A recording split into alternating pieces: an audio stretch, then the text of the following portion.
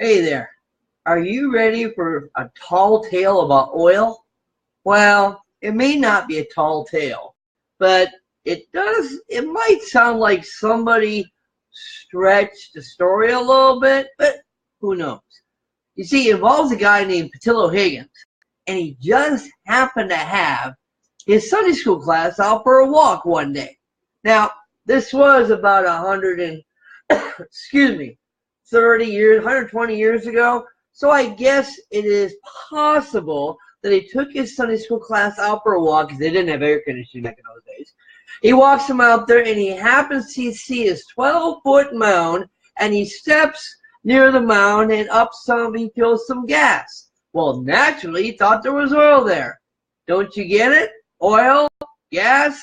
Anyway, that's what the story is. And you see, it all goes back to something called Corsicana. Yeah, 1894, Corsicana, Texas, where they found oil there. So what does he think? Well, Patillo is thinking, hey, guess what? I too have found some oil. So Patillo is almost certain, he's got this 12-foot high hill. It's called the Big Hill. And so he's certain he's found something. It's near Beaumont, Texas. Look at the timeline right here. 1894, Corsicana oil field. 1901, it's called Spindletop. What's Spindletop? It's that big hill I was just talking about. They found oil there. And he went ahead, he formed this company that decided to dig for some oil. Well, Spindletop became famous for being the big, deep drill.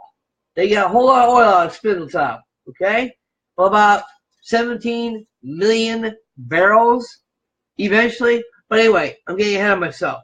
So, you see, the oil boom was beginning. And it was a boom. A town like, say, Beaumont, which was probably about 10,000 people, 9,000 people, excuse me, exploded into a town of 40 or 50,000 because everybody came to Texas because oil was kind of like California gold.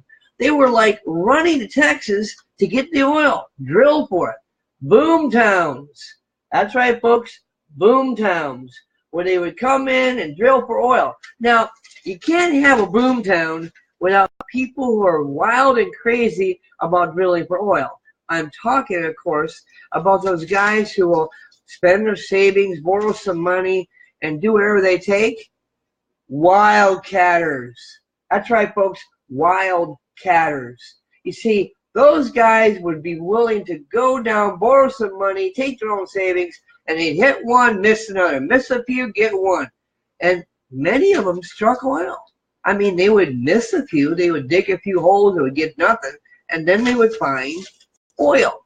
And it started to explode because they were drilling so much oil. Well, there's only a problem with a boom. The problem with a boom is it eventually don't last very long. And boom becomes a bust. Boom and bust. You see, they produced so much oil that the prices went way down. Let me show you what I'm talking about. 1902, in 1902, they saw 17 million barrels produced. 17 million in Spindletop alone. 17 million. And then in 1902, same year, they saw oil prices go way down. Well, when oil prices go way down, people, guess what happens? You don't make any money.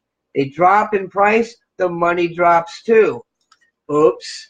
Well, by 1904, Spindletop was starting to dry up.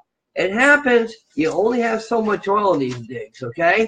So by 1904, Spindletop was drying up to about 10,000 barrels a day. Remember, they had 17 million a year, now they're down to 10,000 barrels per day. Look at that angle just right. 10,000 barrels per day.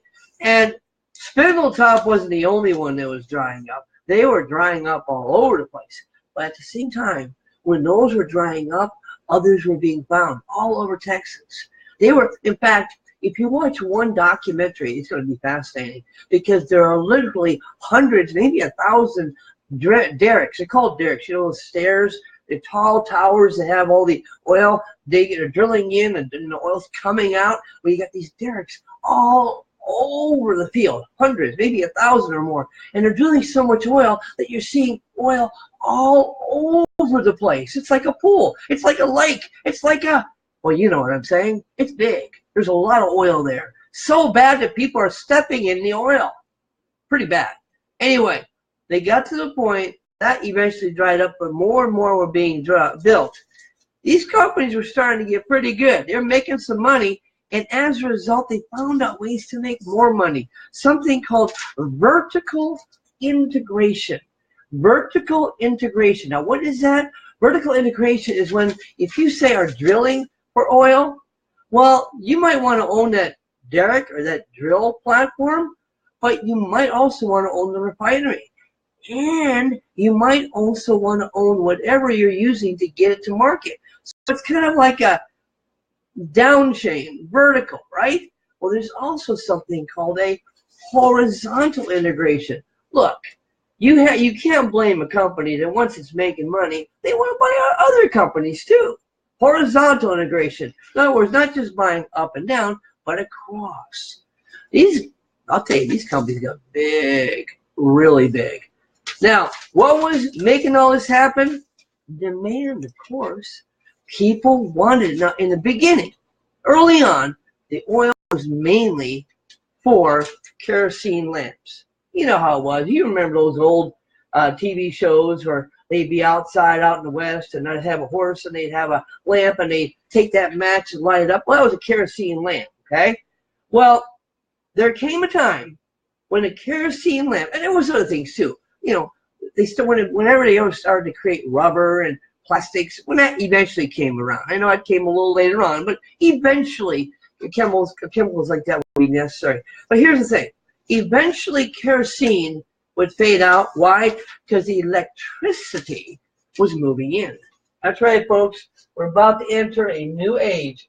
Kerosene leaves, electricity moves in. Electricity's moving in, okay? You got me? Are you following this so far? Am I going too fast for you? Keep up. You're doing good. All right? Well, with electricity, something else is happening. You ever heard of an automobile? You have. Oh, yeah, that's right. You see them drive by every day. Well, you got to remember, back 120 years ago, they were the newest thing. It's like your iPods are new today. Well, back in those days, autos were new. And something called an internal combustion engine. Let me get this up for you. Internal combustion engine. The internal combustion engine used oil, petroleum, the product that we were getting from the oil, from the derrick, okay? Internal combustion engine. And then those autos, yes, those autos were made with the internal combustion engines.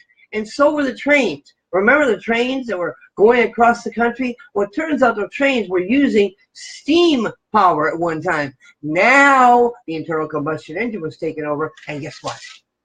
They started to chug along on the internal combustion engine. So, what am I saying? I'm saying then there were petrochemicals like rubber and all that stuff. So when cars started getting in vogue and becoming popular, more cars were produced, thousands of cars were being produced, they needed oil, they needed gas, and there were some other needs for oil and gas too. Lubrication too, you know what I mean? So it wasn't just one thing. There were a lot of things that oil was needed for.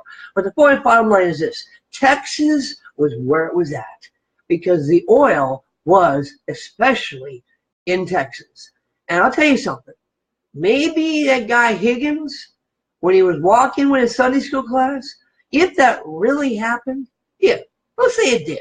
He walks up to this 12-foot mound.